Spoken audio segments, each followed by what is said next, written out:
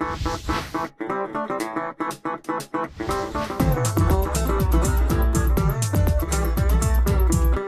I'm Julie Howarth, Homeownership Coordinator for the UNHS NeighborWorks Homeownership Center.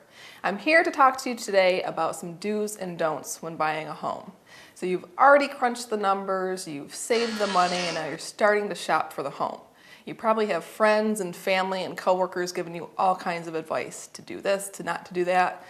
It's great advice, it's well intended, but sometimes it misses the mark. So I'm here to clear up some myths and to give you the real scoop on buying a home.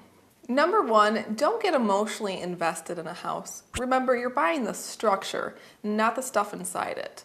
A lot of times sellers will stage their homes to look more warm and inviting, but remember to look past all of those things. Remember to ask the seller any questions, and that you can ask through your real estate agent. The seller doesn't necessarily have to volunteer information to you, especially if it's negative information, but if you ask, they have an obligation to disclose. Number two, do work with a real estate agent. A real estate agent can give you a leg up on the competition by showing you homes that come on the market immediately. The internet is great, it's a wealth of information with virtual tours and photographs, but that doesn't always do the home justice. So if you do enlist a real estate agent to help you, work with them just like they're going to work with you. You need to work just as hard. Number three, don't get talked into buying too much house for you. When you get pre-qualified from a lender, they're going to look at your gross income and your minimum debt payments. So you may be paying more on those debts than what's listed on your credit report. And of course, your gross income, once you take away health insurance and contributions for retirement and your savings accounts, your net income may be completely different. So you want to have a realistic budget. And most homeowners start off on the more conservative side because they know that they don't want to get into a payment that they can't afford. Also remember that in the first year of homeownership, most homeowners spend $2,000 plus on housing costs, repairs, and home-related goods. And remember, that's not just in the first year. That's going to be an ongoing cost.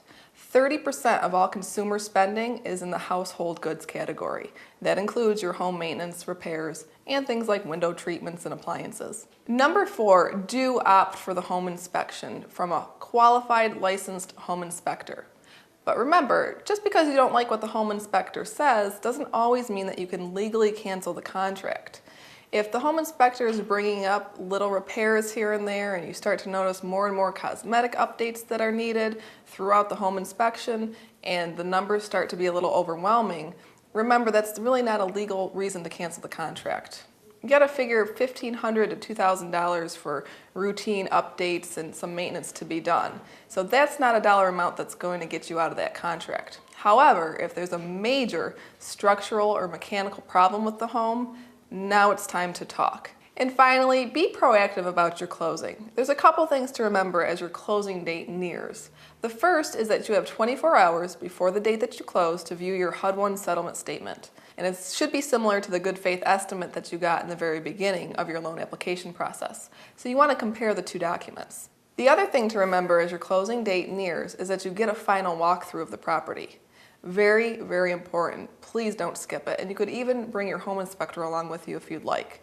The important thing about the walkthrough is that the house should be in the same condition when you're closing as it was when you viewed the property to put the purchase offer in. So remember, buying a home can be a really exciting prospect, but it can also be a little overwhelming, especially if you're flooded with a sea of advice. Some of it may be true and some of it may not be so accurate.